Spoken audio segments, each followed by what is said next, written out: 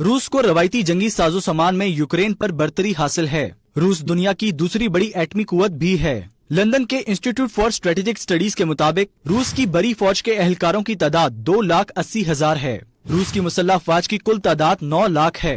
रूस के पास 2,840 जंगी टैंक हैं। रूस के 3 टैंकों के मुकाबले में यूक्रेन के पास 1 टैंक है।